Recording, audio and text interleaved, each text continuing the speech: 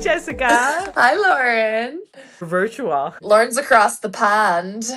So hopefully this works tonight. For everybody listening, I'm in London this week. Jessica is still in good old Illinois, so we're trying to do a virtual a la some of the bigger content creators. So you know you've made it when you're doing virtual, Jessica. Because, we have to keep up. Bravo doesn't care that Lauren has a work trip to London this week. They premiered in the city. Right. I was buying that Wi-Fi on that airplane across all devices. It wasn't just one device. I had 3 devices I was buying Wi-Fi to try and get the maximum level of stream. And Lauren will be expensing that to her work because she'll claim she was sending emails. Every damn dime will be expensed. So we have, thank God, there's a couple of shows that have dropped. Ladies of London is done. Beverly Hills is done. Thank goodness. So tonight we're going to dissect every second of the Summer House finale and The City, which they did a great job of. Yeah. I mean, the marketing machine that is Bravo has their foot on my throat, as the kids say, right? Because I'm watching every damn minute of all of this. Exactly. I know. Then we're going to hit on The Valley. Then we're going to hit on Real Housewives of Rhode Island. And then we're going to end on Southern Hospitality. Let's start Bravo on the headlines. I have 2, Jessica, that you'll appreciate. Shannon Bedore's dog died, Archie.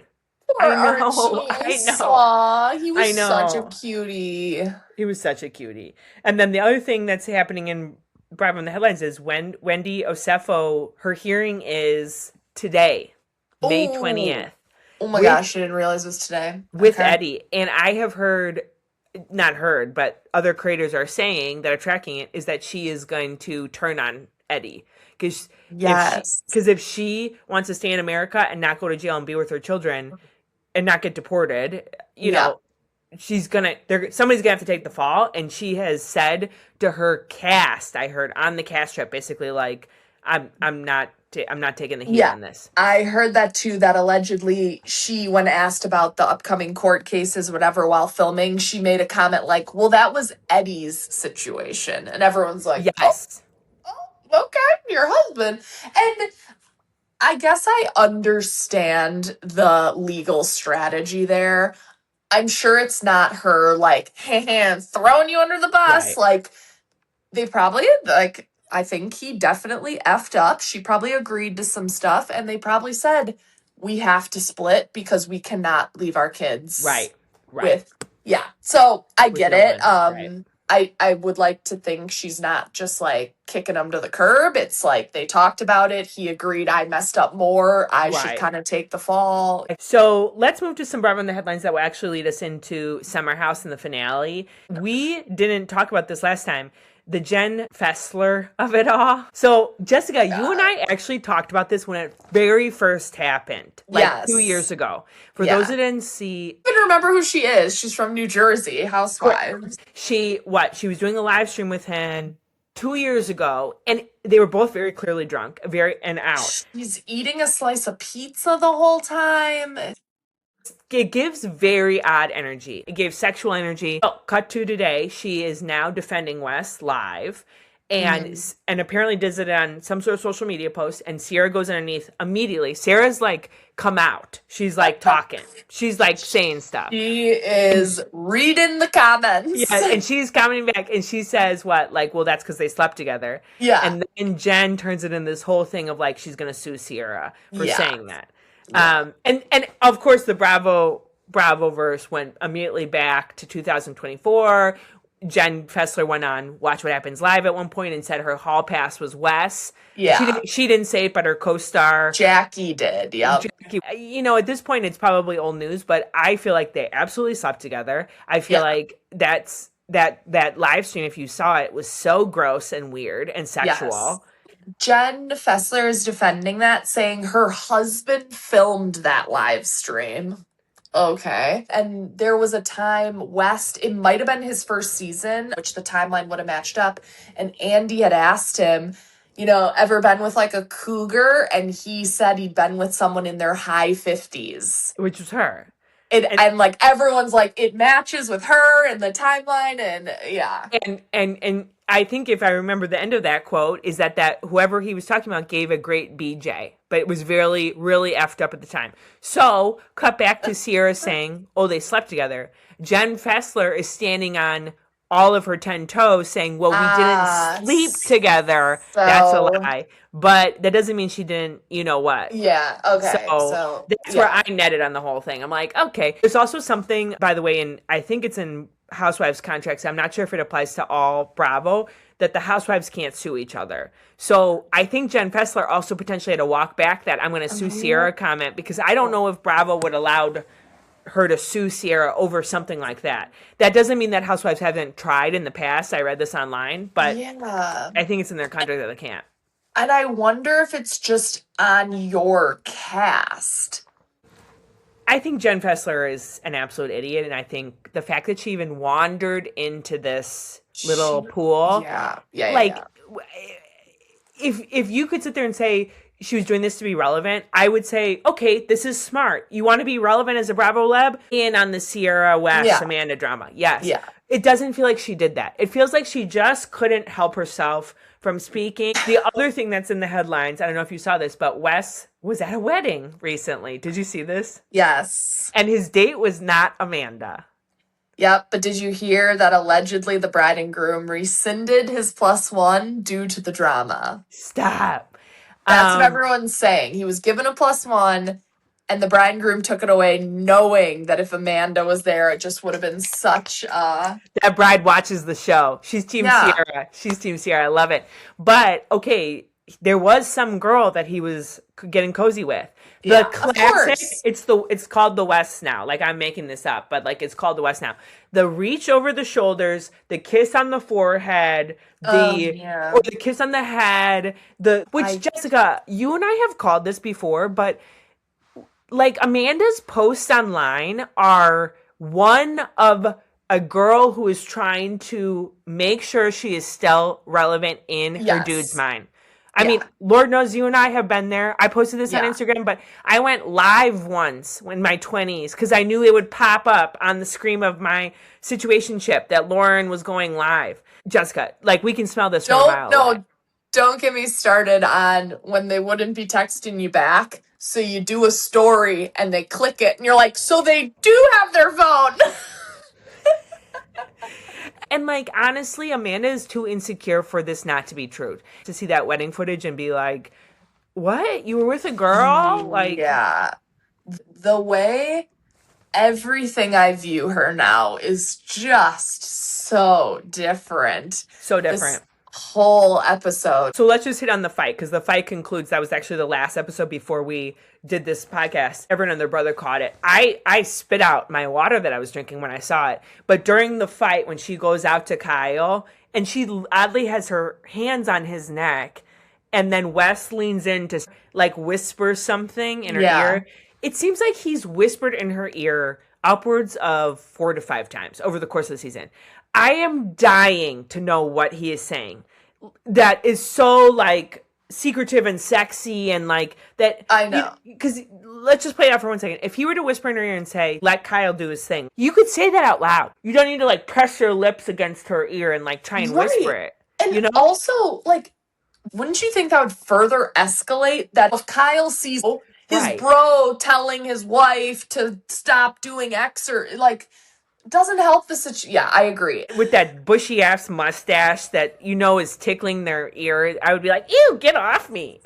And everyone says he clearly smells bad because he doesn't like shower properly. Like, you just know that vibe. You know that like, jump in the pool. The jump in the pool is the only water. That is the shower. That hits that man's body all week, probably. Then people caught on this episode, just speaking of the West, is that he was again doing it to Amanda when they were leaving the house. Yeah. And then he kind of looks behind him and sees that Ciara's right behind him.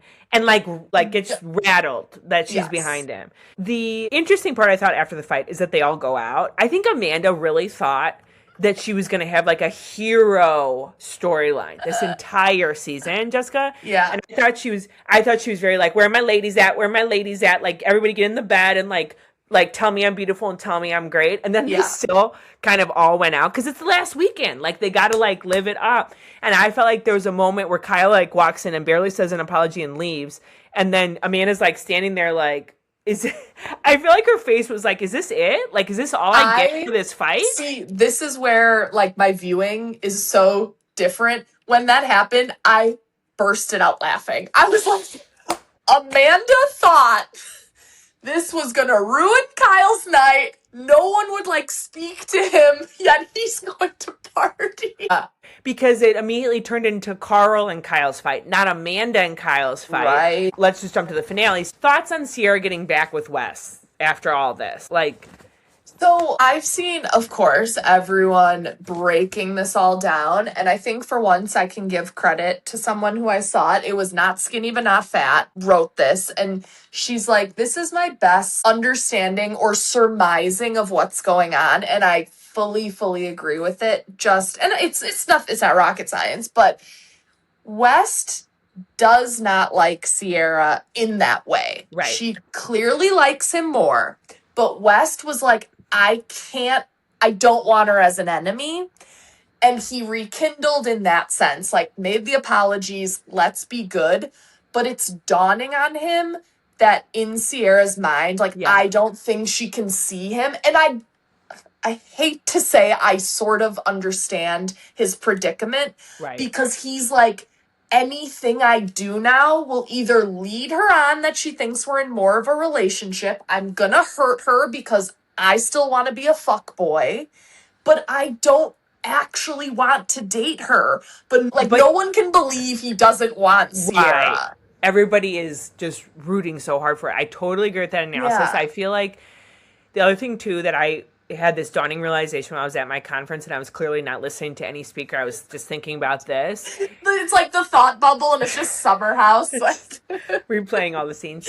Yeah. This finale, if Jesse was not in that room with Wes, Ciara would have spent the entire weekend in that room with Wes. Jesse was the only person that made it too awkward for her to get into bed and hook up with Wes. Right. Otherwise, she would have been there the entire weekend. Because Ciara and Mia share a bed, don't they? Right. So Wes couldn't go in with Ciara. So here's the thing, right? It's there's the crew of Bravo fans that are like, if you don't completely blow smoke up Ciara's ass at every single second of every single moment, you are a hater and you should be shunned. I'm the person who's just like, Ciara, you knew he was a bad guy and you spent 2 years banging that drum and holding up that armor.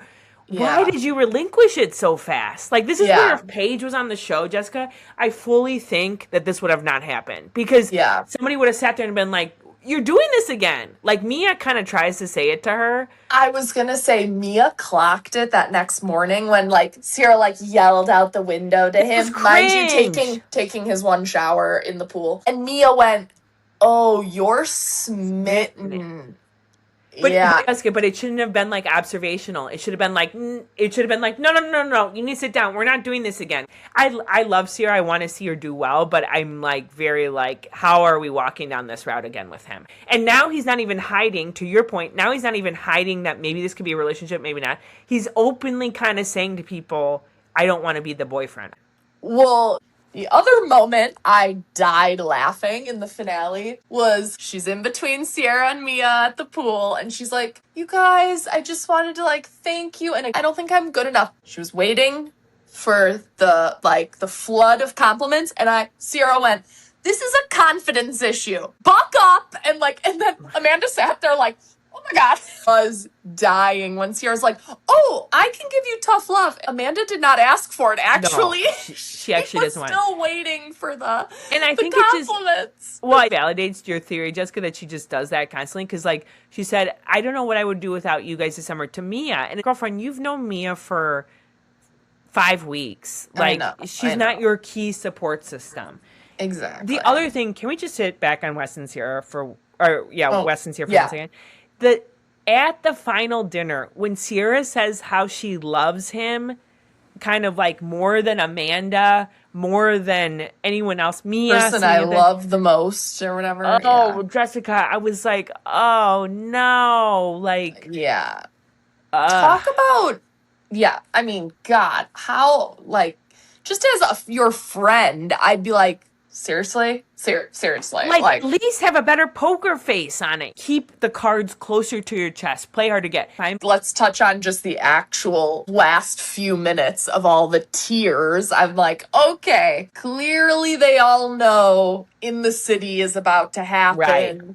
the way they were making it like this is the end of an era, and yeah, it felt so like camp was coming to an end. You know how did you ever go to camp and like the last but day? you think you're like all best friends, and then yeah, and they're like, let's do a family cheer. Out of all of the diabolicalness, it really rubbed me the wrong way. Let me say it like that. And then Amanda and Kyle can't go back to the city. They must have their final conversation on the steps of the house, which felt very performative. Yeah. And Kyle wants to make sure that there's, that it's not ending. And this is my conspiracy, which I'm not alone in thinking this, but basically Amanda decides to go to the hotel for a couple of days because Wes had made out with Ciara. In my mind, there's 2 points of evidence. One, Jessica, they came back at 5 a.m., right? Like, yeah. I remember having a visceral reaction to that. Like, how awful to be coming back at 5 a.m. and they're still partying at like 6 a.m. Yeah.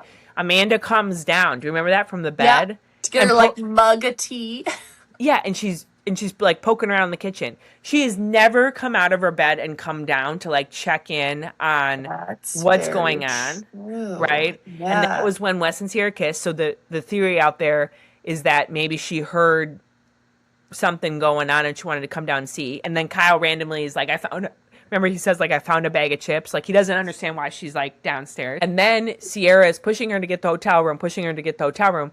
And the next morning, everyone is so pleased that it seems like Wes and Ciara have like further solidified Amanda to like kind of put her flag in the ground with Wes and like, I would say even almost goad him into like, well, what about me? Like decides on that day, Jessica, that she's going to go stay at a hotel, pull the security footage. Like he was there, at the hotel. Ooh. What do you think? I wasn't putting all that together. I just thought that it was more performative in the sense of they were literally about to like start filming the city that very next week. Yeah. That it just helped continue the we're separating storyline. So I think Amanda fully was planning, like, we are separating this fall. This is happening while we're basically going to be filming. So I'm no longer acting like we're good and reconciled after a horrendous summer. I mean, Kyle knew she was done after that fight. Even if there was a glimmer of maybe Wes, maybe Kyle. That's why he was like, he was in like a puddle on the floor, He basically ruined it. That was the first time Kyle looked old, hungover, the bags under his eyes, were crazy. And the tears. Yeah. I was like, you for once actually look like you were out till 6 a.m, drinking and partying. Like every other time he gets up and goes for a jog, I'm like, fuck you, Kyle. I know. Well, actually, let's talk about the reunion first, because there's been some... the trailer is dropped. Next week, Jessica's going to be in the reunion, which, some things I did not have on my bingo card. One is Jesse bawling his eyes out. Jesse, like, getting so emotional. Yeah, saying, like, I think he's like, I feel very duped, and who knows how much he's playing it up, but he needs to lean into the I didn't know category. Sure. So he has to be really hurt by how much Wes lied to him. Interesting. So that he's very Team Ciara. Did you see them scissoring on the bed, Jesse and Wes?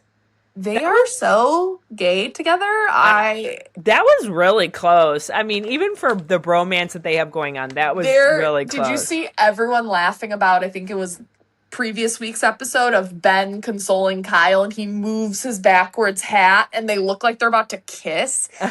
There was another moment at the après ski party that Ben and Kyle were like facing each other. I was like, are they about to kiss?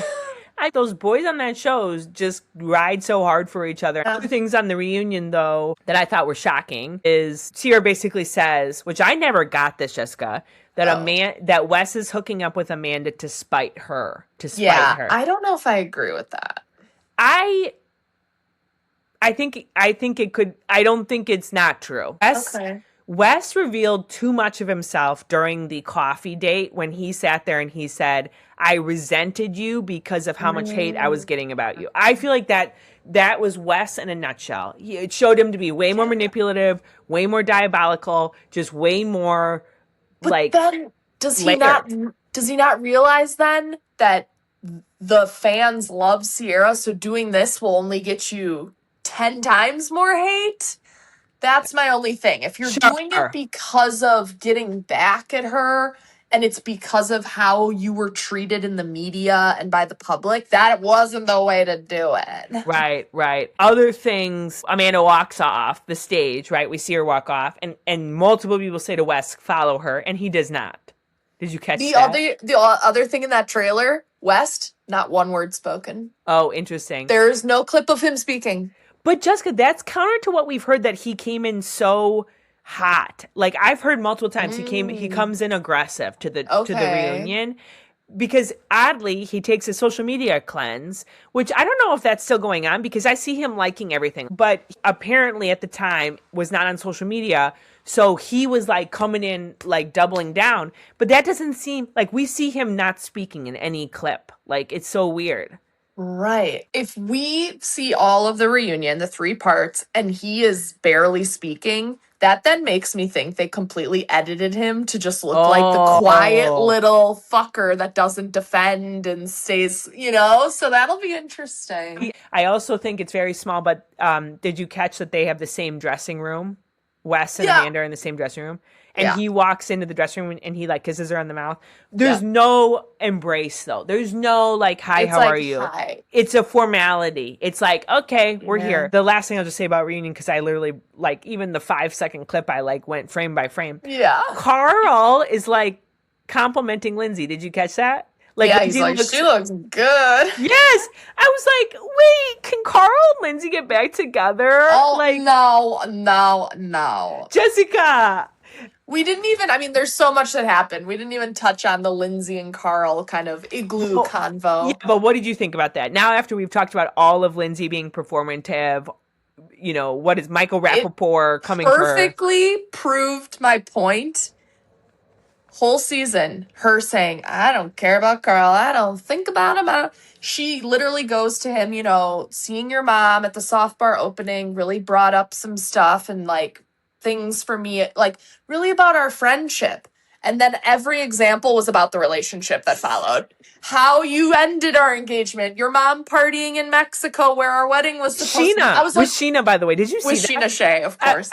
Of course, Sheena. Like, Lindsay, duh, we knew you're still hurt and messed up by the relationship. You were trying to act cool, girl, that you didn't give a shit. But you know what, Jessica? This is the wrinkle that I think we're missing the nuance of, which is that she thought that Dr. Turner was going to be her, like, her lifelong partner. Yes. Right? So there was a moment after breaking up with Carl that she gets with that dude and she's like, oh, this is my man. This is my... Yeah. Like, we all do that. We all have the rebound that we think, oh, that's why I broke up with that guy, for you. Yeah. And then that doesn't work out. So I do think there was like, she didn't process like any of the breakup really, because she moved on so quickly with Turner, and then that fizzled. And then all of a sudden it was like, wait, I still have to go through the mourning period that I don't think she ever did. That's my take on it. Although I do think that Carl's mom is a messy moo. Like, I think she is like Sharon intention. I think weirdly Sharon likes a bit of camera time.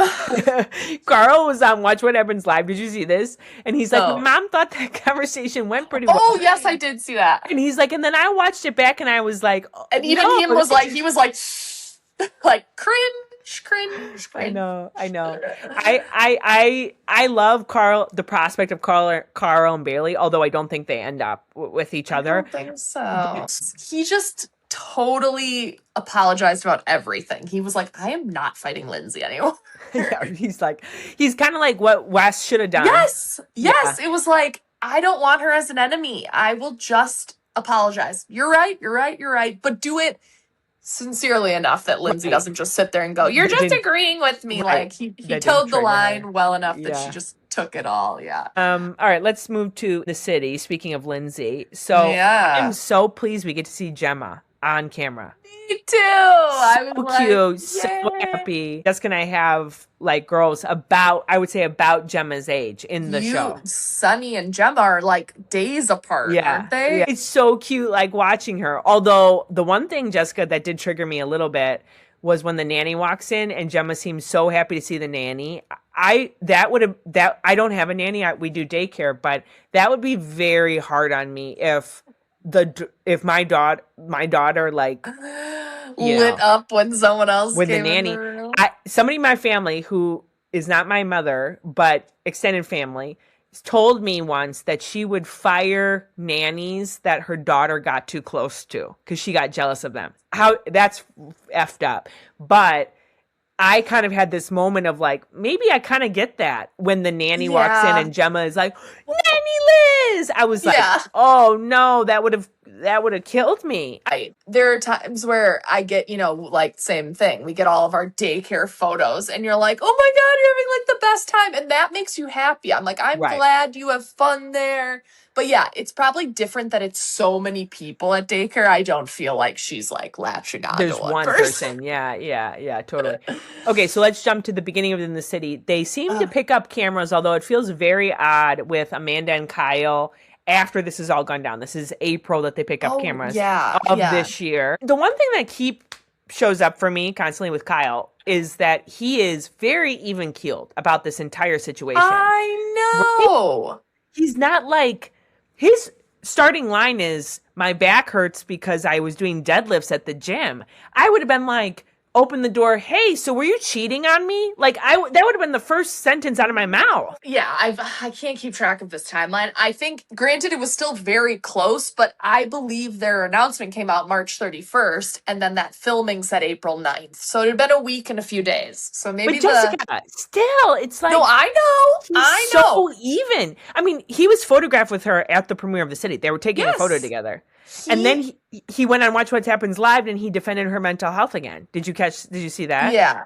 I don't know how much is from a PR perspective that he's just been advised it won't be a good look to go that you're right hard on, and because she was already, as far as we know, your ex-wife, like clearly we're gonna see conversations of like, when did this actually start, blah blah blah.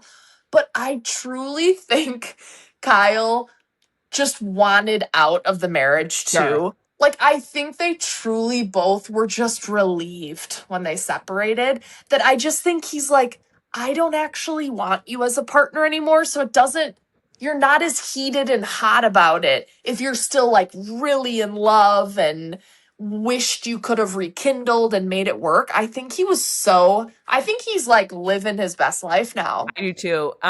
The one thing I'll say about that conversation that was a little, you try and catch all these things with Amanda now that you know kind of some of her character, is they're talking about how she looks thin and she's not doing well, but then she has this very fresh manicure on her fingers, and it's like, that's the type of who Amanda is. Amanda doesn't go to Friendsgiving. She doesn't go to Ciara's birthday because she's overwhelmed. She can't get out of the house, but she can get herself out of bed to go stand with Wes at a bar with his bros while he texts on a phone and she drinks a beer.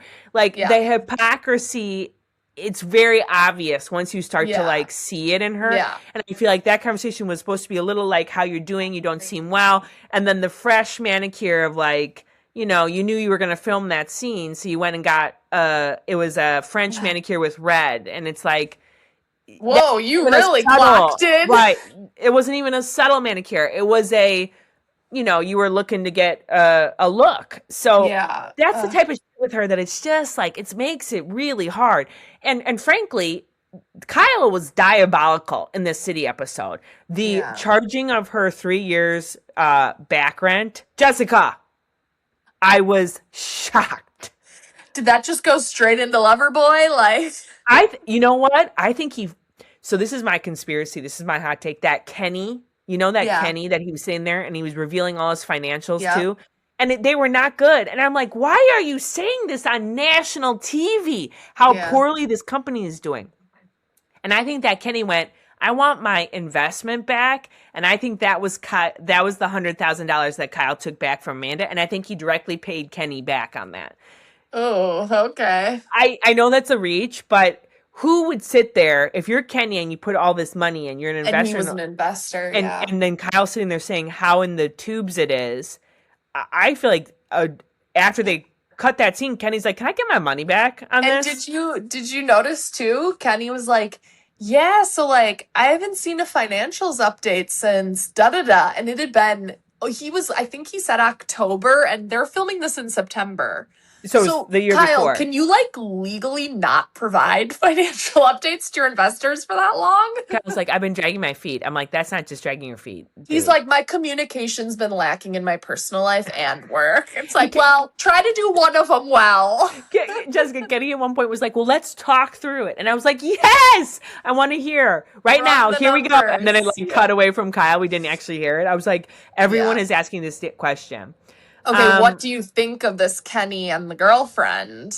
Kenny and Whitney. Whitney, is it? Yeah. I think I think Kenny seems like a very classic New York banker. Like, Yes. I don't think that there's layers to him. I don't think there's like a West style covert like actions going on. I truly think he knows how successful he is. He lives in New York. It's called banger bail culture, which is just like either you're in or you're fucking leaving the bar because you don't want to be on the date anymore. You know what I mean? And I think New Yorkers, that he's a classic New Yorker.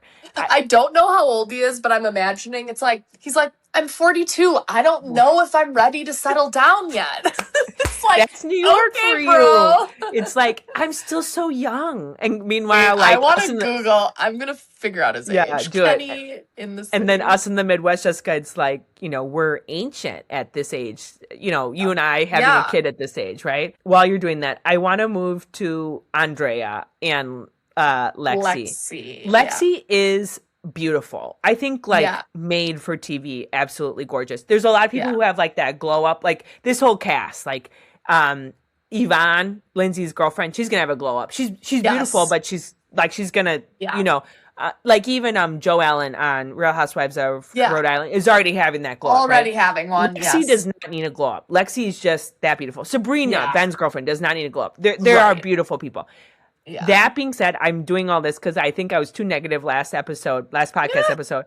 I think Andrea just gives me the ick. Like, he's really, yes, he's so cartoonish in his reactions and his talk and like talking about making a baby and holding her up like a pepperoni or whatever he said. Like, did he say that? Oh my god, I blacked that out. Like prosciutto, like it was something like that. Oh like, yeah. It's too much, Jessica. I'm like, you know who we don't need? Andrea. Yeah.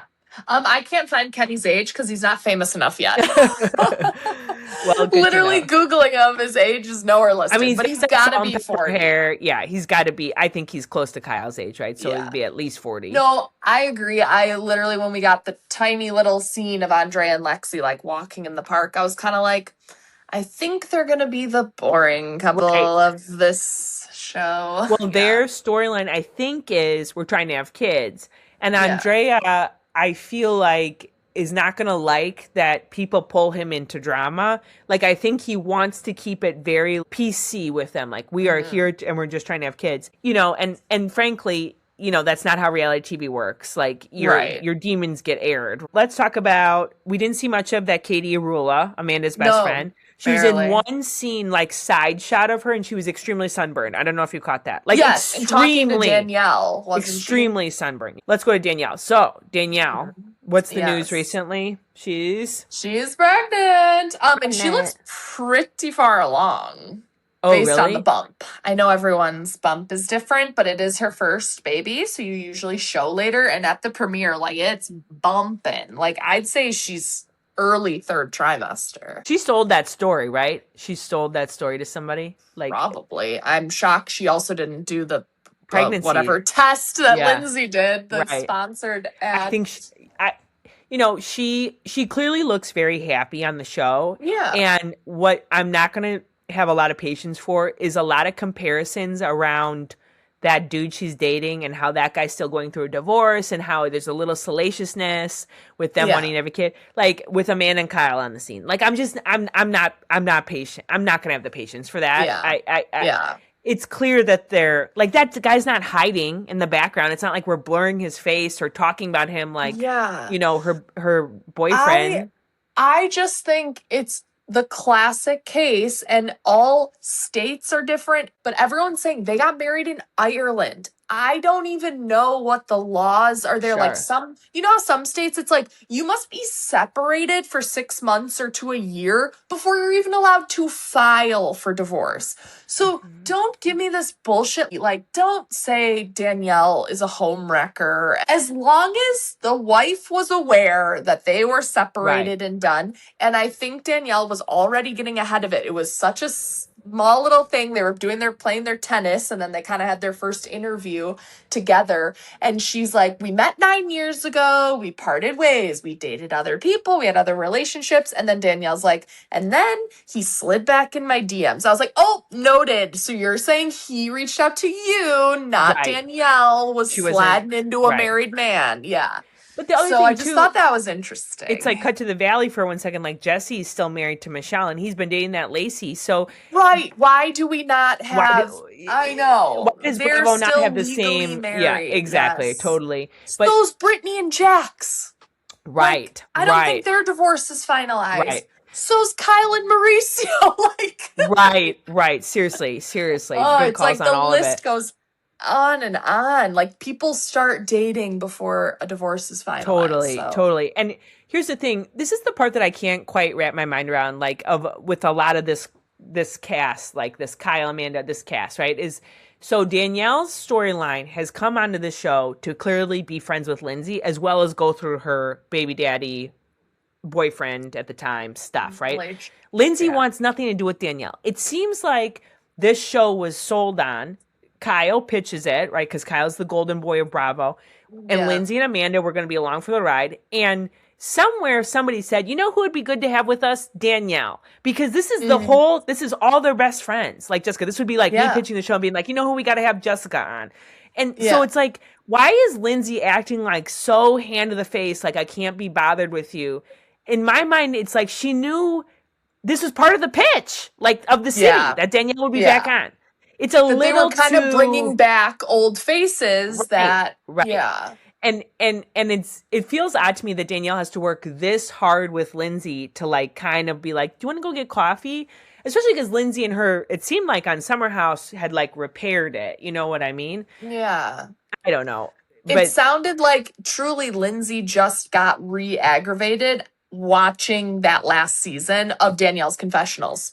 Sure. But also, is Lindsay re-aggravated because Danielle now has the man and the baby, potentially, right? Now, she doesn't know she has the baby back when they're filming. But not then. But how much does Lindsay just want to be like, really, Danielle? Like, please tell me, though, Danielle will be put in her place talking about the speed of relationships. She literally said, we've been dating... Was it 6 months and we've lived together a month? They moved in after 5 months. Right. They're having a baby at less than like a year of date. You know, like, please stop talking that Lindsay and Carl were moving too quickly. Like, yeah, all of it just got pulled out. And that's maybe what Lindsay's also like just seriously annoyed about, right? Anyway, last piece on the city. First of all, I will say it was interesting, but they got some work to do. You know, without the Kyle, Amanda, Wes thing, this show was a little flat for me. Like, I don't think they definitely were no Real Housewives of Rhode Island who came with nuggets on nuggets on nuggets of like jaw-dropping moments. And deep connections. Yeah. But last thing on the city. So Kyle and Amanda and their 4-year anniversary dinner, which also turns out to be the moment that Amanda decides to break up with him, which to me is like, that's a bitch. That's a bitch move. Like, on your 4-year anniversary, Jessica. I know. And the way, oh my God, that's about to be ours in June. Jessica, are you going to do something like that? Yeah. Get to your 4-year and then be like, actually, I'm getting an apartment. Yeah, in this economy, yeah, right. It's so weird with them too, Jessica, because like, she was just in a confessional where she's like, for all those who didn't think we'd make it past 3 years, we made it to 4. And then she's literally sitting there at the dinner going, but I'm ending it today. Yeah. I know. And she was so almost like childish with the whole him going like, well, and she kept being like, no, not if, I'm doing it. And he's like, well, if I come to terms, no, I'm doing it. I was like, okay, shut the fuck up. Like, she pisses me off. See, I kind of like that, Jessica. Like, if she had more of that tone in my mind more often. I think I would have liked her better throughout the years. Like, wow, okay. Yeah, like just a little more like, no, I'm doing this. No, I'm going to do this. Yeah, like gumption. Yeah, I actually related to her on that. I think I do that to Kunal a lot, where I'm always like, no, no, no, no. Sorry, this wasn't a discussion. It's a decision. He gets so mad when I do that, by the way. Let's move to the Valley. Yeah. Okay, I feel like last episode, I think me mostly, like, had some weird controversial takes on this episode, like, that I think, like, most of Bravo Universe does not agree with at all. And let's just jump into Danny of it all. So, last episode, I was very like, well, why aren't they using the babysitter? And I think people were very much like, no, he's just a dick. And so that, they're in San Diego, and that kind of whole piece has continued to evolve, where he is being ruder and ruder and ruder to her, and then ultimately culminating with him sitting on the boudoir yelling at her. What was your take on that? Let's also just keep in mind, he's getting ruder and ruder and drunker and drunker. That's what I thought. I'm like, he's on something. It doesn't seem like alcohol alone. I'm like, you are not. I've always said, and this isn't groundbreaking, sober, he's annoying as fuck. Yeah. He's an actor. I would just despise his sober personality in person. I would find him irritating, like grating, just always like trying to, I don't know, be an actor is all I can think. Like he's LA to me, like annoying. Right. Yeah. And add in alcohol and he like thinks he's hilarious. Yeah. And he gets on that like one track mind. So he kept being like, we gotta win. You're Miss USA. And she's like, calm down. We gotta win. I look ugly. This is the dress you got for me. I was like, shut the fuck up. I would have, trust me, I would have walked away and said, you're not participating. You're totally right, because this is also giving, remember when they were at that housewarming party and he wanted to be that cowboy? And he kept doing the bit of the cowboy. And she's like, no, I'm trying to have a conversation with you. That was him, to your point, not drunk, but super annoying. Like, everyone was like, now this is the bit. And frankly, it's a little bit of a stomach turner, the bit. But it's now on alcohol. Or it's now on whatever substance he's on. I don't think this is alcohol. I think this is something else. Or it's a mix. And so now it's darker and weirder and bad. People are saying, though, this is abusive and Nia should immediately file for divorce. I don't think this is that. I don't know. But this feels like Bravo versus really swinging the pendulum in the opposite way. Yeah. But I don't know. Well, maybe there's more to see. I think the biggest piece, and I think why Nia does stay, minus the 4 kids, but that's the biggest reason she stays. I think she might, how, I'm not sure, but I think she probably finds his sober personality, like, cute and playful, and, like, she likes it. Okay, great. To each their own, you know. Not for me, but she likes him sober, so I think she just keeps, like, she's like a religious, they met through church. I did not know that. I think she's like, divorce is a sin. He is struggling with like when he drinks, he's not himself. I have to help him through, and he should not drink. So I think she's just really trying to stand with him. And I agree. I definitely rolled my eyes last season with Janet calling him an alcoholic. But the more I see, the more he does really change. As they say, Dark Side Danny. But Dark Side Danny, Jessica, is a very cutesy little brand for what he actually is. He is, there is weird. That is a weird thing when he drinks.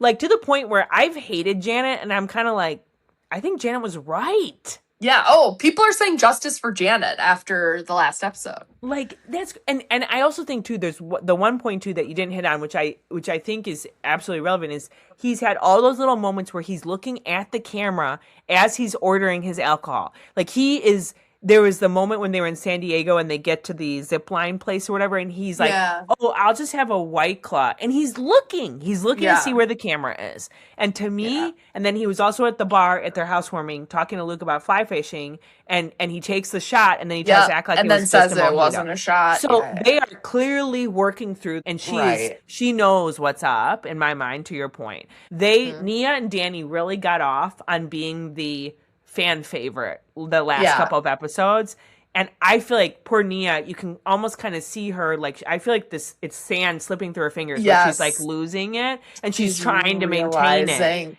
That's weird too, Jessica. That's weird too.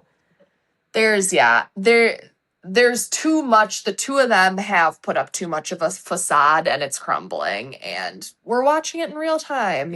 So how they're gonna come around on that, I don't know. I want to move to Lacey. So a couple things on Lacey. One is that she goes toe-to-toe with Janet, and I think wins, kind of, because Janet walks away. And then she also goes toe-to-toe with Michelle, like live in the party, right, where she's talking about how Michelle pushed Jesse through the glass door, and even though she wasn't there. I'm like, I can't get a beat on her. I mean, then we hear that she's auditioned for Real Housewives of OC like over 10 times. After she wouldn't be on the show. Keep that in mind. Right. Like, what Don't is claim this? you want privacy. Yeah. Right. I know. I totally agree. Cannot get a read. At other times, she seems very mature, where she's like, I need to make peace with Michelle. I want to parent, co-parent with her. And then I'm like, oh, I do like her. And, I really, I swing back and forth with her, where I'm like, yeah, you clearly are being swayed by Jesse because you're hearing one side. I did think Michelle had an interesting reaction to that when the fight came up. When Lacey brought up the argument, you pushed him through. Michelle had interesting wording where it was like, why are you bringing up things from our marriage that you weren't around for? And the immediate response wasn't, what the hell are you talking about? I never did that. Yeah. Michelle knew what incident she was referring to. She did. I do think, again, 3 sides to every story. Jesse says through a window. Michelle says, I didn't even touch him. Something happened in the middle. But yeah, I just was like, oh my God, Lacey, not a good look when you say you want to co-parent amicably. You think that's going to go well with Michelle? And then she's got that whole vibe where she absolutely feels like she despises Jesse. Yeah. Which is don't some of the girls say that? The other thing I'll say is Lala in all of this. So who would have thought Lala's like kind of the voice of reason of all this? Know. Here's the thing. This is what I wanted to get from you, because I've always had a soft spot for Lala. Like, people have hated Lala in the past, even on her worst moments. I don't know why. I've liked her. I've excused a lot of her. Yeah. Now she's like the voice of reason of the Valley, which is like oddly refreshing for me. Because she's sober. Sober. She's been through a toxic relationship. That helps. She's doing the single mom stuff. Yeah. And frankly, she's not the Hive, which is like everybody thinks everything about everyone.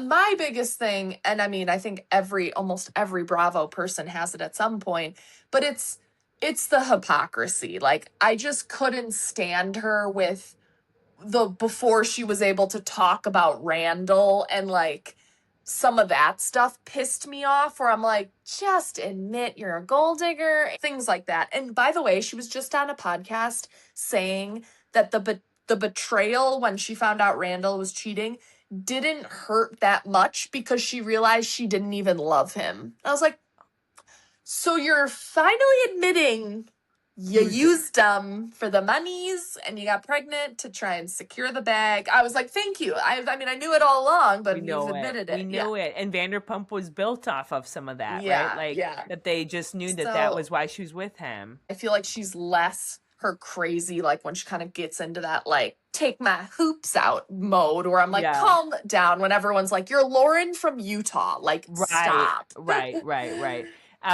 Luke and Kristen, which have literally just defined postpartum. Like, if you were a man and you were like, we have a friend who just is pregnant, And I almost want to say, can you just watch? We were trying to describe postpartum to them.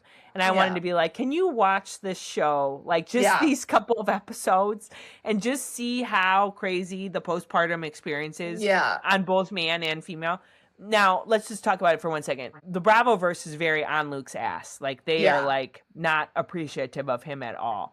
Right. I would be a little more neutral and say this feels very similar to how postpartum is, where both sides are neither right nor wrong, and there's just a lot of stuff happening. Where he's trying, like he's doing his best with what he knows how to do. Of course, there's room for improvement, but I would say, Kristen, if there's the pendulum, she's very far on the not doing well in postpartum pendulum. So it is probably harder to deal with. Like, I feel like I fell in the middle. Like, I wasn't amazing, but I wasn't having anxiety or like, you know, by no means what I do think Kristen would be diagnosed with postpartum depression or postpartum anxiety, where, so like, that's already going to be harder for a partner to deal with than a woman who doesn't suffer from it, you know, and is maybe a little bit more, the hormones have like evened out a little bit better. Here's the one thing though, Jessica, that I will say is that I give Kristen credit for. There's also a layer of she's on TV, and I do think some of her crazy in like what this looks like on camera is stemming from like wishing her body was in different shape, right? Yeah. And we all go through that. And all I keep thinking is like, if I had a camera on me during my fattest and my most hormonal and the first period, I would do exactly what she was doing. My God, to go through this on camera. This is like recent. Can I not claim postpartum anymore? Because I'm already at 14 months. The way a pair of underwear that was too tight digging into me and gave me like big ol' love handles ruined my day recently. Right. And it was a hot day and I was like agitated. So it was also like sweltering in San Diego. She's feeling large. She's sweating. She's still like nursing. Right. You know who's singing in the background? Brittany.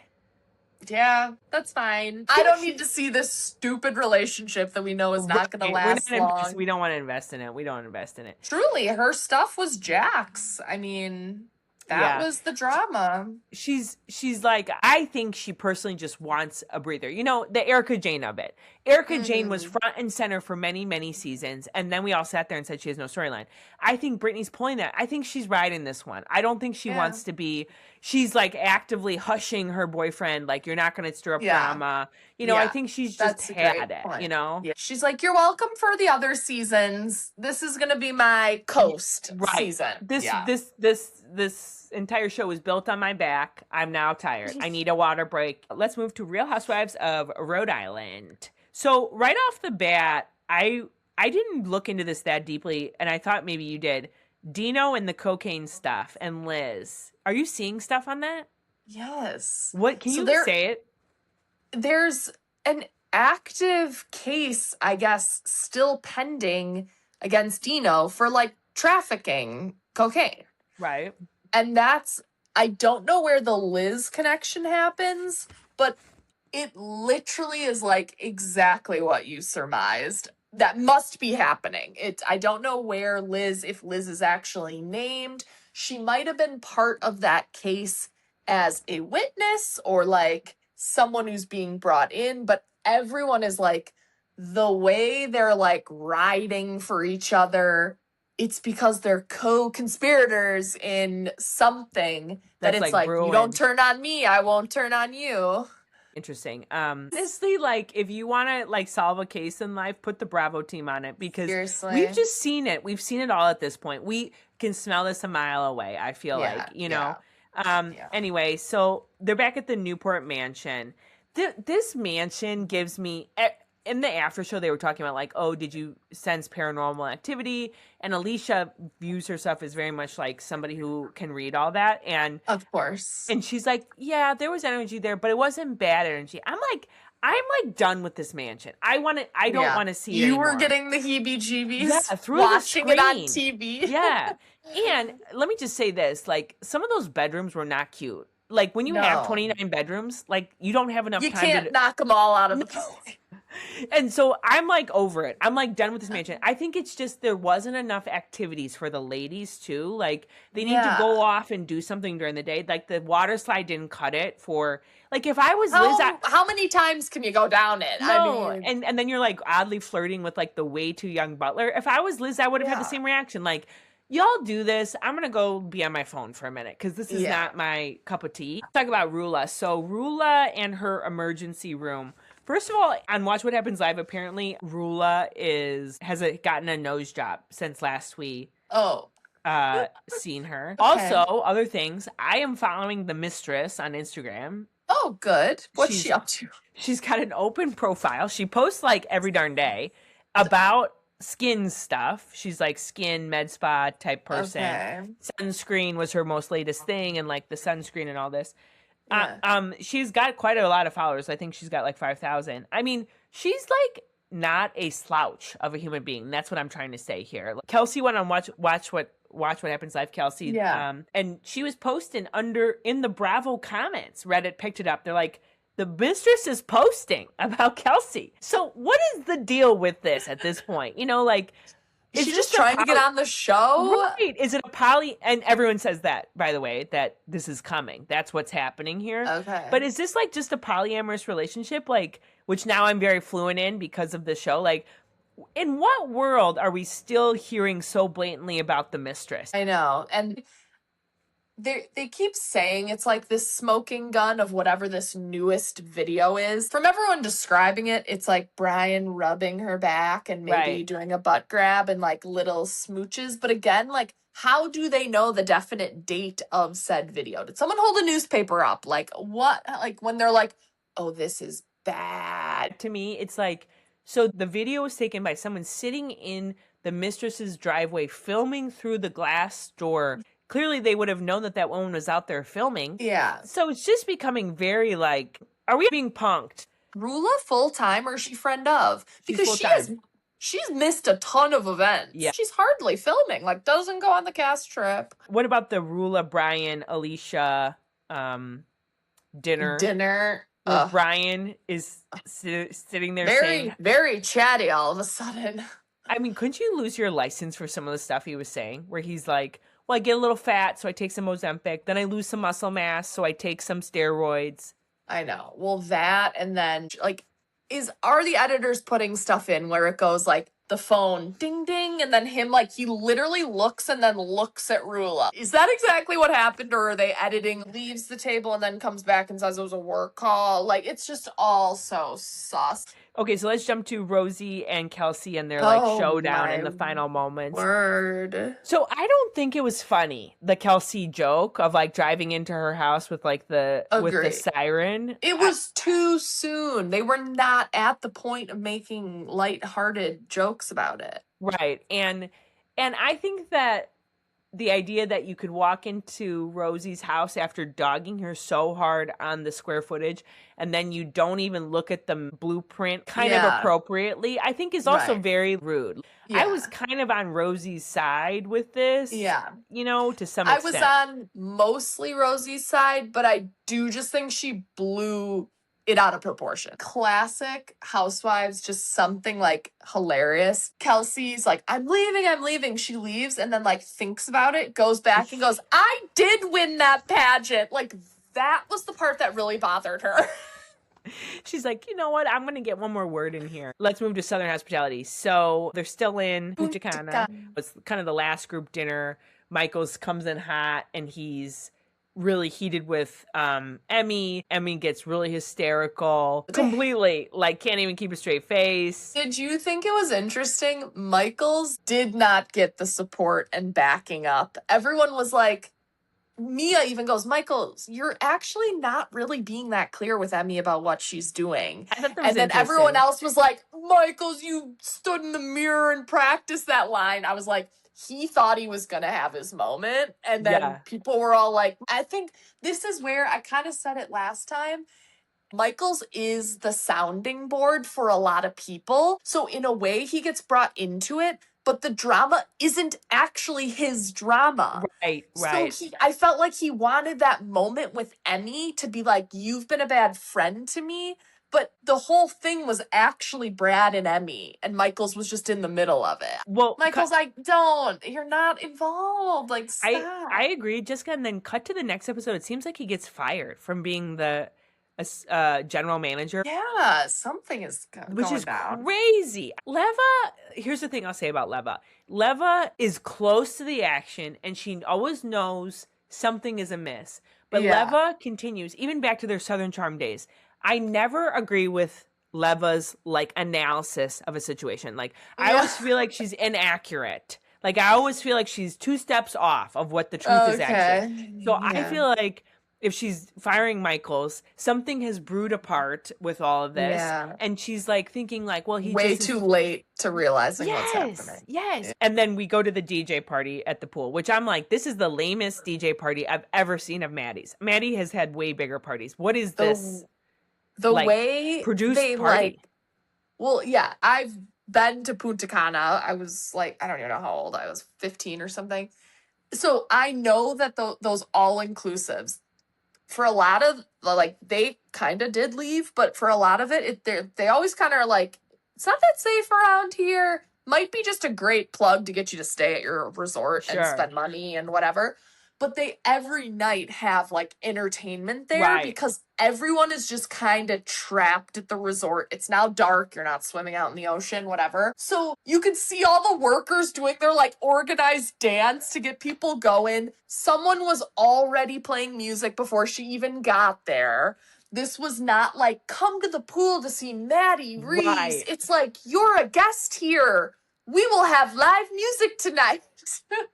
Agreed, Jessica. No one bought a wristband to get in. You were just at the hotel. I agree with all this analysis. I could not figure out what was going on. I was very taken back because we were sold the drill we were sold was like this was our like show for her, which it was. This was her international first gig. But it wasn't the show what she plays in Vegas. I like need to know what she was paid for that gig. So finally we leave Punta Cana. Ellie, again from Vanderpump Rules, singing in the daiquiri spot of Leva's, and basically Grace confronts Maddie, and that's where this kind of scene ends.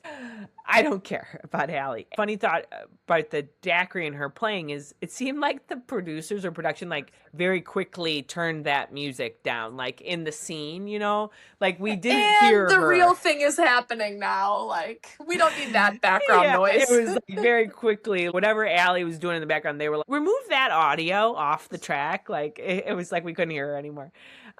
So Grace tries to get back in with Maddie. It goes horrible. I think the problem with Grace right now, right, is that Maddie is like calling her out on like when she's relapsed. It does not seem like she's actually been sober. Like that's where I'm at with Grace on this whole thing, which is just so weird that on national TV you're trying to like act a certain way because it's everybody's got receipts of when you went to rehab, when you came out and you relapsed, all this stuff. Yeah. And it's also very weird to me that she's trying to get back into an industry that is so notorious for drugs and drinking. Exactly. Like horrible idea. She's lost. She's lost. She's a lost soul. Yeah. Southern Hospitality, we need something new besides this Emmy business. I mean, we've now she might not be back this season. Right. So well, we've spent 5 episodes on this now, Jessica. Like, I'm done. I'm done with this. Like, either we need to shit or get off the pot on this Emmy thing. Like, either people need to start to, like, take friendship breaks from her, or we need to just get over it. Because trying to make Emmy realize what is going on is literally banging your head against a brick wall. Like, as a viewer, I can't imagine living it. Anyway, Jessica, what are the kids talking about these days? Yes, just a quick hitter. So I think something we're going to see a lot more of because the Gen Zers will take it over, and it's kind of a fun word to say too, whimsy.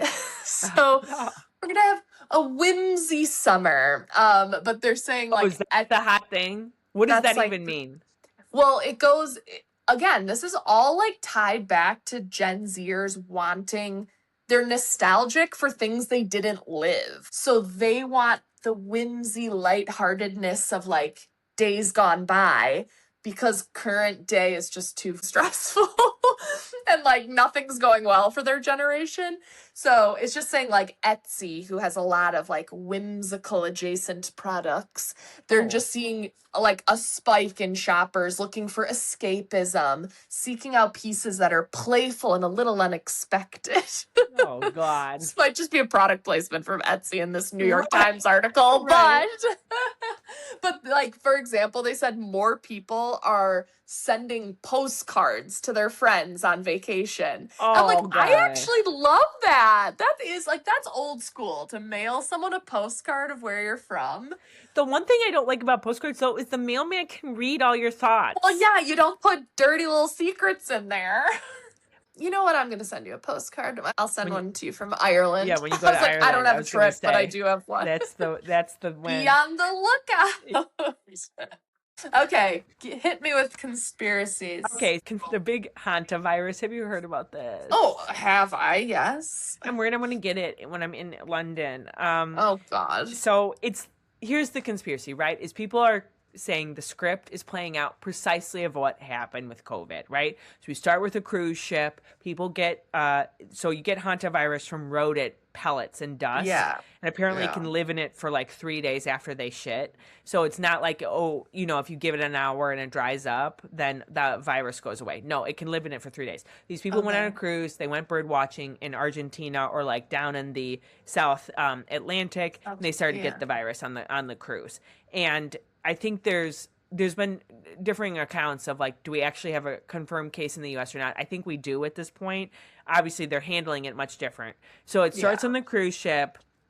We get a case or two in the U.S. However, Jessica, the incubation time is 6 to 8 weeks. So we don't know the true extent of who's been actually contaminated in the U.S. for another 6 to 8 weeks. And then that will start the exact COVID problem, right? Which is more and more people get it. Yeah. So two other quick weird things, right? One is that there's this actor, I don't know if you've seen him. His name is Jake, like Rosemarin. It sounds like Rosemary, but it's not. And he was very prominent in COVID times. And he was sitting there going like, you got to get vaccinated. Cute girls get vaccinated. Pretty girls get vaccinated. Like he was like doing a lot of this propaganda, right? Okay. He's got like 80,000 followers. He was on the ship. And he was sitting there on the ship going, you guys need to take this seriously. This is really traumatic. And like, this is a really big deal. And so all the conspiracy theorists are going, they're using the same actor. Does everybody see this? That's the same so guy. Weird. Isn't that crazy, Jessica? He was on the ship. Now, he wasn't like anywhere important during COVID. I will say that. He was just like in his living room. But he went kind of viral for what he said. He wasn't in Wuhan? No, he wasn't in Wuhan. Okay, the other weird thing about this, again, follows the script precisely, is that there was an Australian lab that said in 2021, 2 vials of hantavirus went missing from their lab. Oh my God. Jessica, I'm like, I can't do this again. I can't. These labs, he put a little bit more on lockdown, please? Can we add a bike lock to whatever you got going on? Like let's just clip a bike lock on top of all that. Can we just, swallow the key?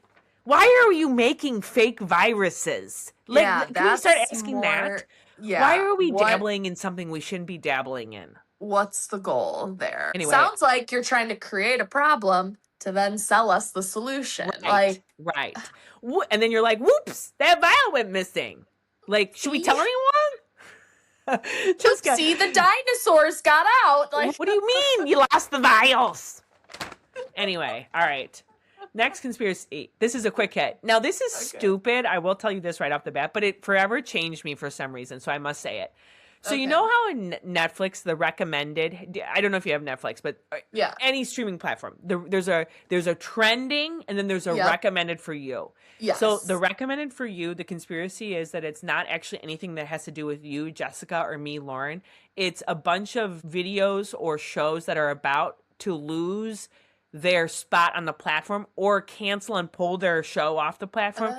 And Netflix is hoping to God that you click on it so that way it generates a click or a watch for them to be able to then negotiate back with those shows and say, no, you just had a great week. Are you sure you want to leave the Netflix platform?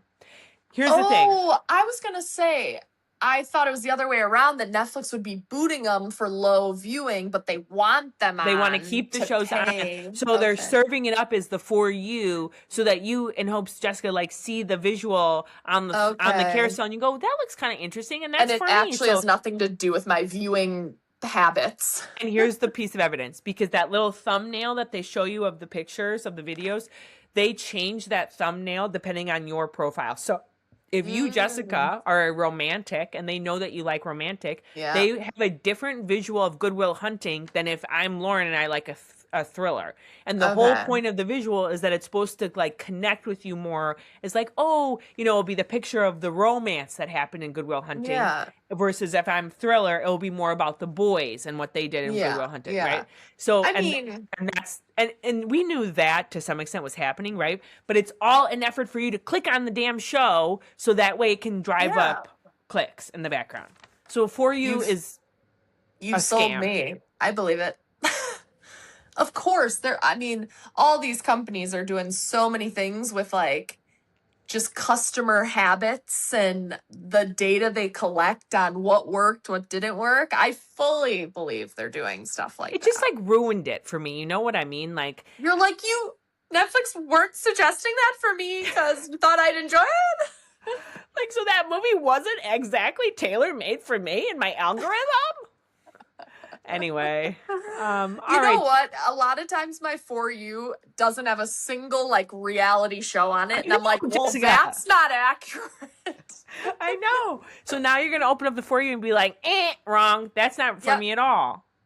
You can make my subscription cheaper, and I'll click that one for you, little boo boo, to do a little favor for you. All right, Jessica. Great talking to you today. I'm from London. Bye. Bye.